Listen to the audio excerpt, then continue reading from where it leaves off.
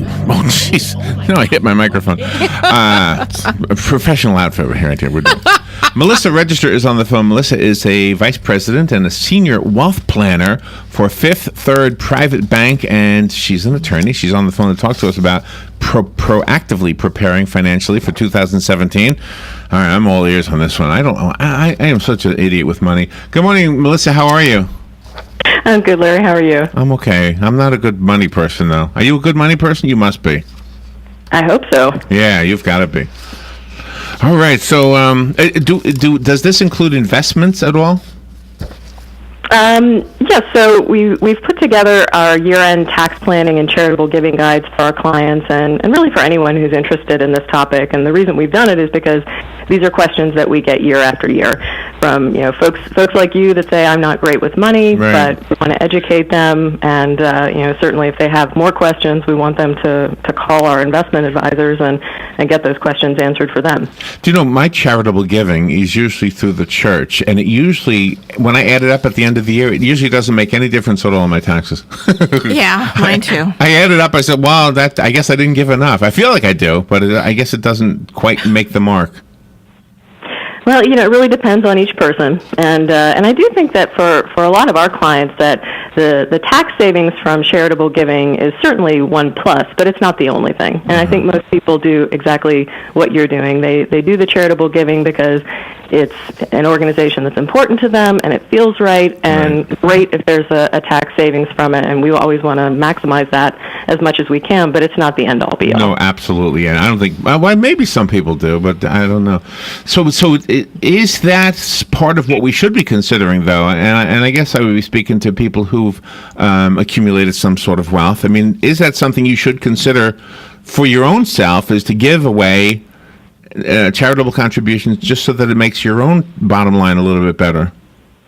Well, it certainly can't hurt. And charitable deductions are certainly one of the things that we use the most in tax planning. And according to our numbers, more than half of charitable giving is done in December. And I think that's done for any number of reasons. It's for tax planning. It's also because families come together and maybe they decide that they want to do a gift on behalf of their family.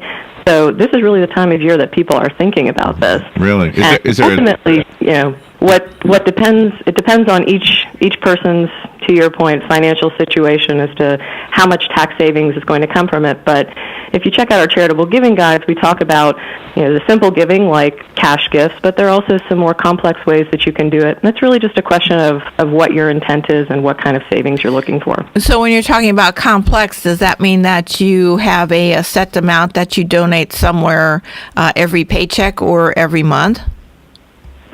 There are some organizations that will allow you to do a direct withdrawal from your paycheck. We have some clients that have set up either private foundations or donor-advised funds.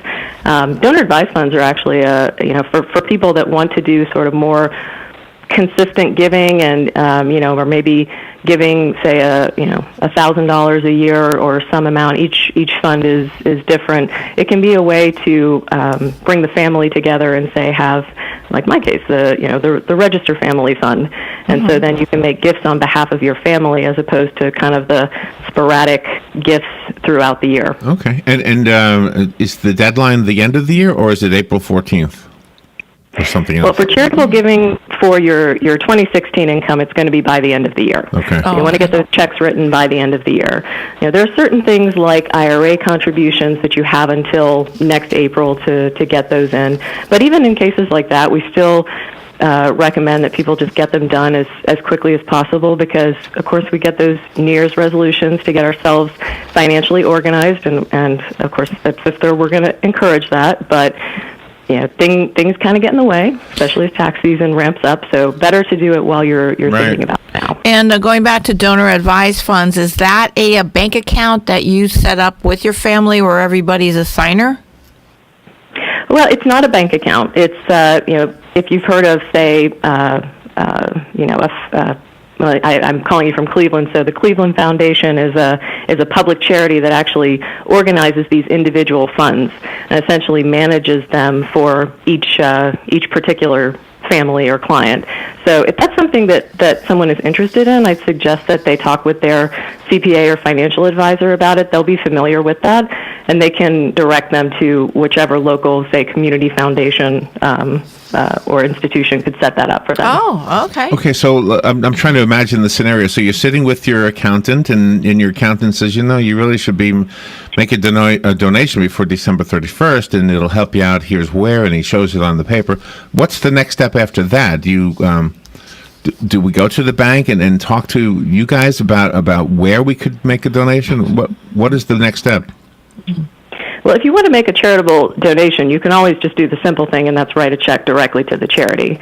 So that's and certainly with only a couple weeks left in the year, that may be the best way to do it.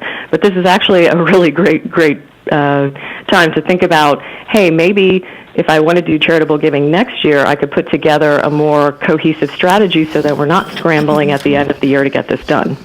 And all of these strategies are listed in your guides? Yes. So you can find those on our website at 53.com/wealth management. That's the numbers 53.com/wealth management. And it will also give you information on how to contact someone at Fifth Third to answer questions that are specific to you individually. And okay, now I want to ask you real quickly about individually versus like if you're the head of a corporation. Does this apply also to corporate donations?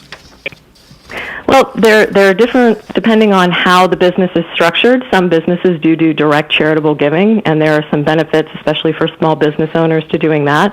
But that's, again, going to be situational. So I'd really recommend that a business owner sits down with their CPA and talks about whether it makes sense to make a donation directly from their business or from themselves individually. Okay, and before we wrap it up, it says here there are 3 steps that we can take to improve the finances for the tax season, and sounds like one is charitable donations. Did we cover all 3? And I just was not paying attention.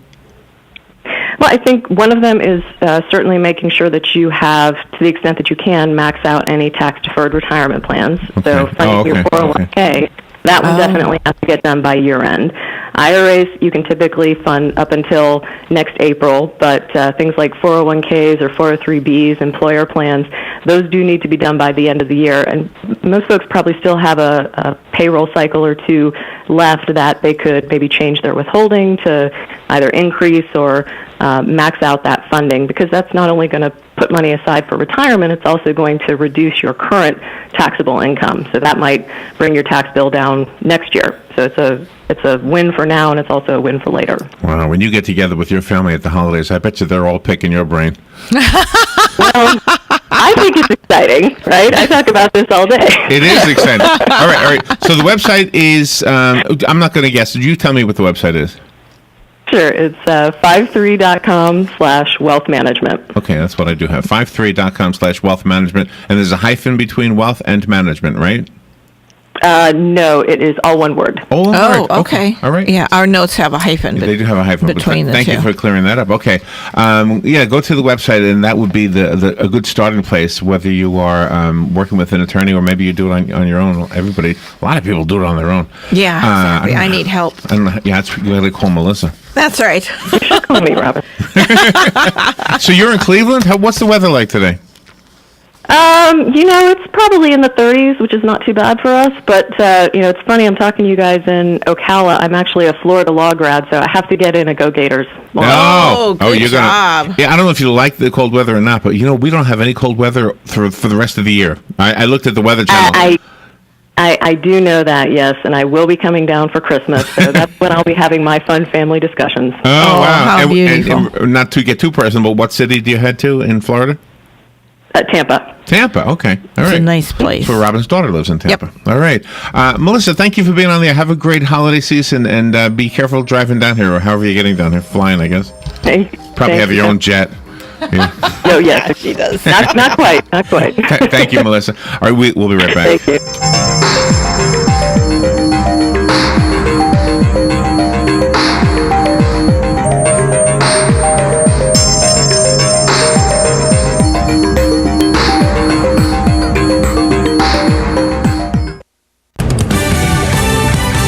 Fox News Radio, I'm Lillian Wu. President-elect Donald Trump